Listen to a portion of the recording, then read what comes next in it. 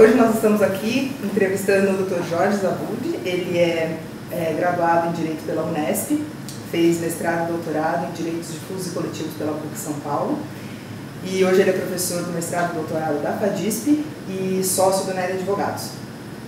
Jorge, nós gostaríamos de conversar com você sobre o novo CPC. Qual é a sua opinião, em geral, sobre as principais mudanças do novo Código de Processo Civil? Bom, o novo Código, como toda legislação, como toda codificação nova, ele é uma legislação extremamente ampla, ele possui, obviamente, aspectos negativos e positivos. Eu vou começar pelos positivos, porque eu acho que os negativos, no geral, apresentam uma maior gravidade para o sistema como um todo. São inegáveis que há avanços positivos no novo Código. Eu elencaria, dentre vários, três principais. Um é referente à cronologia na ordem de julgamento dos processos. O segundo é a motivação das decisões. E o terceiro são vários dispositivos que buscam eliminar a jurisprudência defensiva. O primeiro, o novo Código, a Constituição Federal, no artigo 93, inciso 9, ela já prevê a obrigatoriedade de todo ato judicial ser motivado sob pena de nulidade, haja vista a importância da motivação. Até que a Corte Europeia de Direitos Humanos, por mais de uma oportunidade, já disse que o direito à motivação dos atos é um direito fundamental do cidadão, tal qual acesso à justiça, processo legal, contraditório, entre outros. Infelizmente, a gente verifica que na prática da jurisprudência brasileira foi se consolidando diversos entendimentos que na realidade não são uma devida motivação que atenda o requisito constitucional. Por exemplo, o judiciário não é obrigado a analisar todos os pontos trazidos pela parte. A constante, principalmente nos tribunais superiores, a constante motivação do acórdão com base em emendas, sem contextualizar que alimenta ao caso concreto. E de positivo, o artigo do Código do novo Código de Processo Civil, que além de colocar a motivação como requisito fundamental, passa a dizer isso: olha, não se considera motivada uma decisão que reproduz emendas sem contextualizá-las no caso concreto, não satisfaz a exigência constitucional da motivação, simplesmente afirmações do tipo estão preenchidos os requisitos legais, o judiciário não é obrigado a rebater todos os pontos. Ou seja, não que hoje já se pudesse fazer isso, mas o novo Código, ele escancara um rol de ilegalidades que é praticado pelo judiciário, que hoje já são inconstitucionais porque desatende 93.9. Mas como no Brasil, o país com a obviedade tem que ser dita e lembrada toda hora, ele deixa escancar, além da inconstitucionalidade, fica uma legalidade. Então, esse é um aspecto muito positivo vamos dizer assim, esse diagnóstico feito das ilegalidades e demonstrar isso aqui não é motivação. Então, esse requisito da motivação obrigatória e completa é um ponto muito positivo do novo Código. Junto com ele, uma outra inovação, que não tem previsão legislativa no Código vigente, é o respeito à ordem cronológica dos julgados. Ou seja, eu não posso sentenciar um processo de 2014 quando eu tenho um processo de 2000 que ainda aguarda a sentença, está concluído para julgamento e não teve sentença. Então, essa regra de cronologia dos julgados, ou seja, que o judiciário tem que julgar os processos obedecendo a cronologia que eles vão surgindo, no meu entendimento é muito salutar do ponto de vista democrático. Primeiro, porque privilegia a duração razoável do processo, foi introduzida por emenda constitucional 45. Só que mais importante do que isso, a cronologia, na minha opinião, ela é muito mais do que consectária da duração razoável do processo. Na minha opinião, ela é uma forma isonômica do jurisdicionado ser tratado.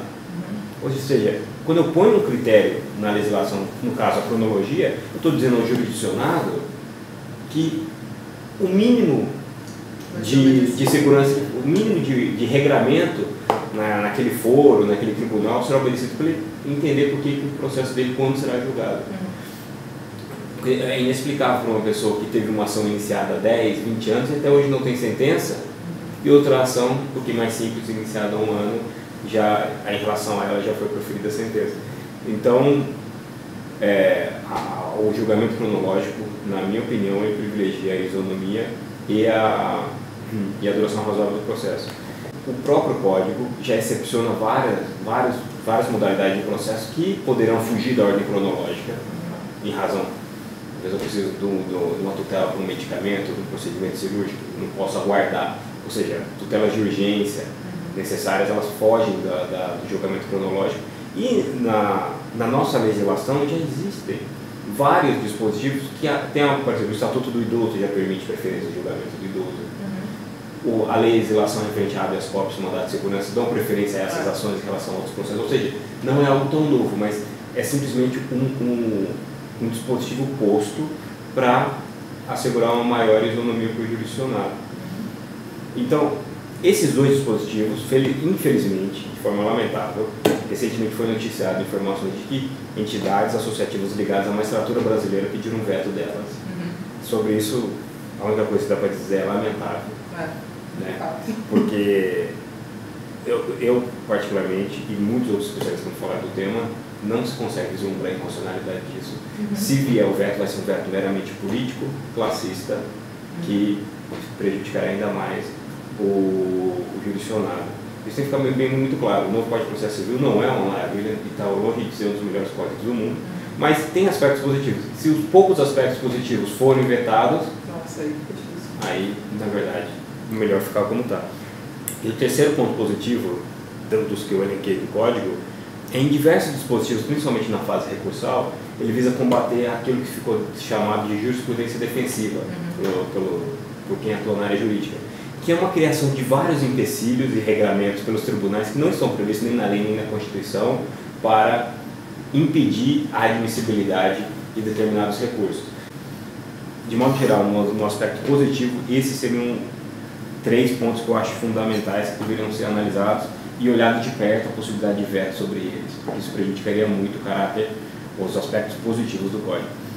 No ponto negativo, para colocar em uma palavra só, o Código ele adota, a pretexto de adotar um sistema de precedentes, ele concentra muitos poderes na mão dos tribunais superiores, notadamente o Superior Tribunal de Justiça e o Supremo Tribunal Federal. Nos anos de 2004 a 2005, foi necessária uma reforma da Constituição Federal, a emenda 45, para se permitir que o Supremo Tribunal Federal pudesse proferir uma súmula vinculante, atendido diversos requisitos na Constituição, para proferir uma súmula vinculante de matéria constitucional a ser aplicada nos demais casos. O novo Código, que é uma lei federal, transforma todas as súmulas dos tribunais superiores em vinculantes e cria a modalidade de acordos vinculantes para ambos os tribunais, institui incidente de resolução de demanda repetitiva, ou seja, confere efeito vinculante a diversos provimentos desses tribunais sem ter a forma constitucional necessária para tanto, e aposta na ideia de que eu resolvo qualitativamente um problema que é quantitativo, apostando nos tribunais superiores. Ou seja, a chance de transformar a justiça, que é a justiça do caso concreto, em algo atacável, ou seja, os tribunais se transformando numa verdadeira salsicharia e não numa decisão judicial, tem que ser um produto do hermenêutica, esse é um ponto mais negativo do novo Código. Outras democracias já conheceram essa fase. Por exemplo, nos Estados Unidos se fala de juristocracia, quando você aposta muito no governo dos tribunais superiores. Nos Estados Unidos se fala do ativismo também. É um problema que teve do decisionismo alemão. Todas as democracias mais maduras já conviveram com uma fase em que elas quiseram apostar muito no judiciário e se vislumbrou que esse não é o melhor caminho para construir uma democracia institucionalmente sólida. Então, o ponto negativo que eu acho muito perigoso do novo Código é essa aposta, esse incremento, esse recrudescimento do poder dos tribunais superiores. Eu acho que isso aumenta o ativismo que já tem crescido nos últimos anos e acredita nesse governo dos juízes como um bom governo numa democracia, nessa juristocracia ou supremocracia, como alguns quiseram adaptar para o Brasil.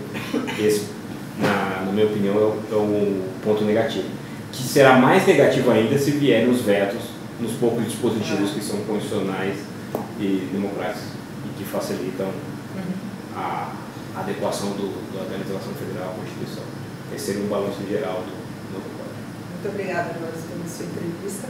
E aqui eu gostaria de apresentar o livro do Jorge, que é Discricionariedade Administrativa e Judicial, que é a tese de doutorado do Jorge, preparada para o público. Muito obrigada, Jorge. Agradeço.